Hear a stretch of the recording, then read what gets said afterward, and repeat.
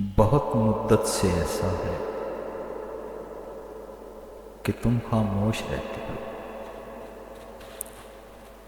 कोई गहरा है गम शायद जिसे चुपचाप सहते हो। यूं ही चलते हुए तन्हा कोई गमगीन सा न हो। तुम अक्सर गुनगुनाते हो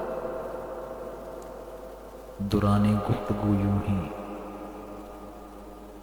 मिले नजरों से जब नजरें तो बातें भूल जाते हो। किसी गुमसुम सी हालत में